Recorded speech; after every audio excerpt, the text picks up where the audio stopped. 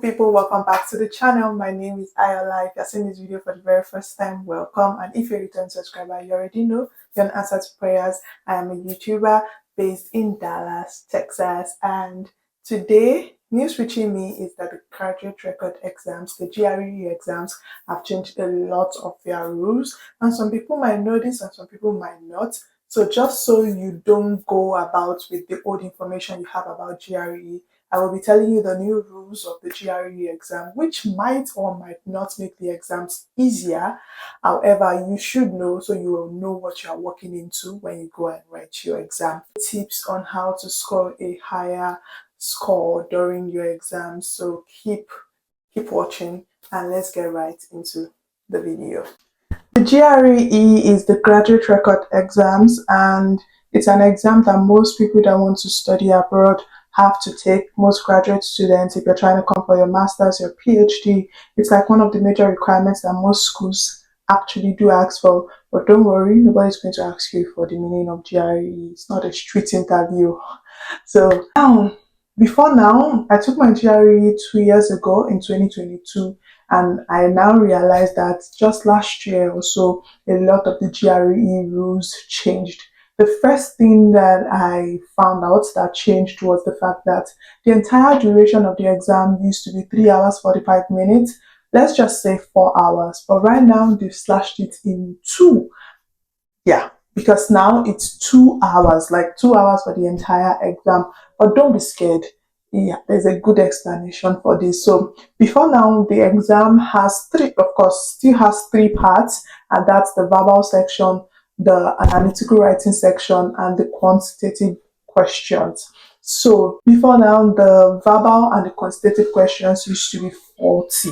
So 20, 20 each. But right now it is just 27. So before it was 40, now 27. So that's a huge slash. I do not know, because now the number is odd, right? I do not know if it's going to in any way balance out, because now the number of quants and the number of now it's an odd number, so it's very difficult to determine if you will get more quant questions or more verbal questions.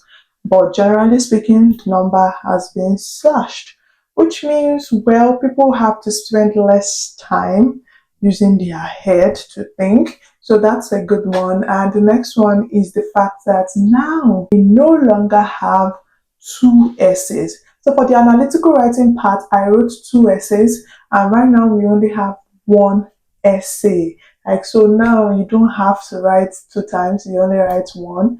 And normally the time for writing used to be an hour. So you use an hour to write 2 essays, but now you only have 1 essay, so you're using 30 minutes. And that makes sense. If you used an hour for 2, well, you might as well use 30 minutes for 1. So that actually does make sense, but that's also less thing to do, which is good. Next thing that changes is the fact that there is no more break time. Usually there used to be a 10 minutes break time when we had the exam for 3 hours 45 minutes. That's like 4 hours. But now there is no more break time, which makes sense, because if I'm reducing an exam to 2 hours, well, the break time is really not needed. So now you sit through for 2 hours. This might not really be good news to those who do not have like long attention span, or for some reasons can't sit still for 2 hours. You might find this part tricky, but yeah, it is what it is. Another thing that has changed is now there is no more expected score. There is a part where you answer some questions and you're not sure if the questions are going to count to your overall mark. I honestly personally did not also understand why. Like, if I'm answering any question, it should count. There should be no questions like, now you put questions in there that I don't know if it will count towards my mark. Anyways, they have scrapped that. For me, I think that's good news. But for some people, maybe you just feel like you like to answer questions, it might not be good news to you. Basically, those are the major changes that has been made to the GRE exams. Let me know what you think about these changes. You think it's going to help people maybe pass more, and I don't know. But me, I feel like it's tricky, because now you only have 27 questions when you used to have 40. That means those 27 questions will carry higher number of marks. So if you are missing 1 before and you only miss maybe 2 marks, now it might be 4 marks you're missing by missing 1. So I don't know if the scale is actually balanced on that note, but yeah, it is what it is. Let's move straight to the tips that I believe will help you ace your GRE exam in 2024 or 2025 if you're writing towards 2025. I think anybody watching this video, you should be working towards 2025 because 2024 is already in September, so that might not really add up. Okay. First tip that I think would be helpful is consistencies. GRE is not the exam that you study for this week and in another week you don't study, or in 2 weeks you wait again. No, you need to build in fervent consistency. It's something that it's old maths, it's old English, it's forgotten analytical essays. It is a whole lot. You are now an adult, and that entire time had passed, and how you also assimilate has also really changed over time. So I don't think you can do it without actually building consistency. You need to be consistent in your reading. You need to do it weekly. You need to do it 3 times, whatever works for you, but please be consistent. Consistency is a big deal in the entire GRE journey. When I say consistency, this is my idea of consistency. I think it's ideal that you try your best to study maybe 3 times a week. I know people's schedules are different, but you need to work towards 3 times or maybe two, and maybe 3 hours each in every study time that you have. Might be sufficient for some people, that it's okay for, and some people need to go longer. It's fine, but please try to be consistent. Don't go one day on, one day off. So next thing is you need to have a plan, a study strategy. Consistency and strategies are two different things. Strategy to me is, okay, if I decide to study 3 times a week and I decided that okay, 3 hours work fantastically well. Am I going to do 1 hour in the afternoon, 1 hour in the morning, and 1 hour at night? Or am I going to sit down for 3 hours at a stretch to study? And another thing about plan is what type of, what's your strength? Are you better in quant, or are you better in verbal, or are you better in analytical writing? Really try to juggle it. What actually is your strength? For me, I'm not good at math, so I spent most of my time on my quant section than I did on my verbal section. And the truth is, I still had more mark on my verbal than I did on my quant. Imagine if I didn't spend as much time on the quant and I focused more on the verbal. If you've not seen my video, by the way, my GRE experience video, I documented the whole thing and it's here on my channel. You should check it out. It would give you an overview to how my exam went, my score, and generally a whole lot of other things. So check out that video. It will be linked up here. Next thing to do is, people don't know this, but a lot of people they take the analytical writing section for granted. And the analytical writing section is the first section that you actually write, you actually do, you actually answer when you go for the GRE exam. And you know how it is that the way you start something, it either helps you build up your momentum to do better or reduces it, it reduces your steez. That's what I'm talking about. So please take your analytical writing seriously. You don't play with it. Don't do the same way you're studying for your quant sections and your verbal section. Put the same energy into the analytical writing section. People think that it's just essay. But how long ago did you write an essay? You. So that's the thing. You need to actually take that section seriously. And I think it also helps you. It adds to the cumulative of your mark anyways. So why would you be taking it for granted? I would say that these things are like the major things I believe that will help you. Let's talk materials now. I am a strong believer that you should use the study guide, the one from ETS directly. It is amazing because ETS is the body that actually rates this GRE exam. So it just makes sense that their template to the exam is more practical and very similar to what you would see on exam day in comparison to other companies. I'm not saying other companies are bad. I particularly used other company, but I'm saying if you can lay your hands on the ETS material proper, please do. Companies that I can recommend, I've forgotten the particular textbook I used, but I remember that I found study guides, Pristine, Manhattan study guides. I also found Magoosh. Magoosh particularly is amazing for the verbal section. They have like flashcards. They have like yeah, I personally use their flashcards. These flashcards are like they'll bring out words and meanings, kind of similar words that is expected of a graduate student to know. They are not necessarily the everyday grammar that we use. So it's very good. Don't say, oh, I'm good in English, there's no need. No.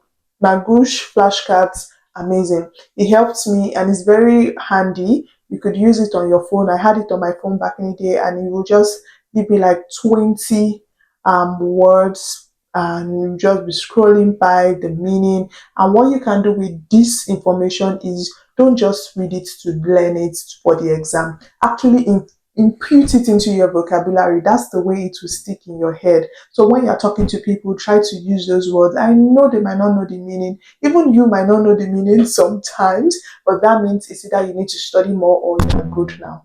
You get me? So definitely I would recommend Magoosh. I would recommend Manhattan Pristine. I've forgotten the particular one I used in, but ETS helps them all. You can also get like the paid version of Magoosh. I think he has other interesting materials. However, well, might as well get the ETS too. These are majorly the major tips I think will help you ace your GRE exam.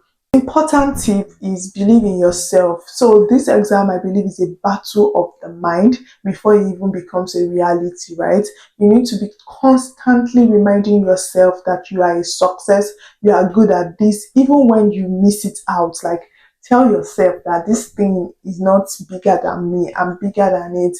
I hope that you write your exam once, but whatever the case might be, just honestly start telling yourself, build up that confidence in yourself. And another thing is hold on to God.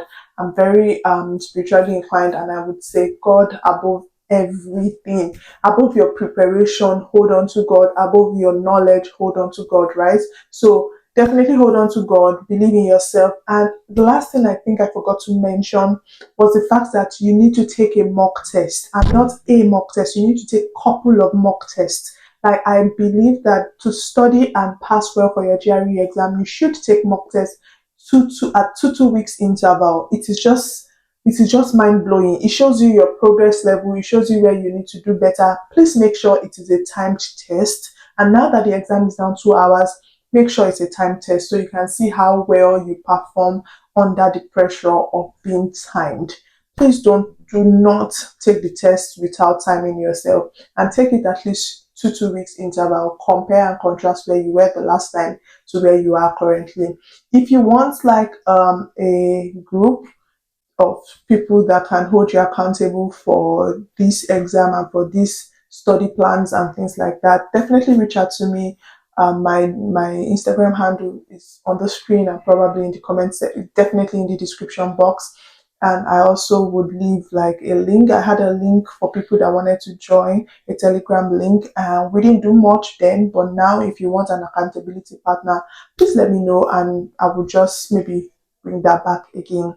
Another thing is time. Please give yourself time. This is a whole journey. I don't want you to rush into it so that we will not rush out. Okay, it's not marriage. Anyways, please give yourself time. It takes time. I think you should ideally give yourself 3 months. So if you are preparing towards um submitting your application for next year 2025, I think as at now you should be preparing your mind. What exam do you want to take? Do you want to take the GRE or do you want to take the GMAT? The GMAT is a quantitative exam. It is mostly quantitative, and the GRE, most people that take the GRE are people that are like, well, I'm not, my strength is not like all that in the math section. But people that take GMAT are most likely, oh yes, they love quants, they can cope with that. So please decide which one that you prefer, which one your school requires. Please, emphasis on your school requires. There's no need taking this exam if your school does not require it, honestly. Yes, some people require it for jobs and whatnot, but in the grand scheme of things, if your only goal is to go to school, if your school does not require it, abort mission. However, find out what exam actually work for you, then now start preparing towards it. I think ample time would be 2 months or a month but please don't do this exam in 2 weeks. I don't think it's really smart enough.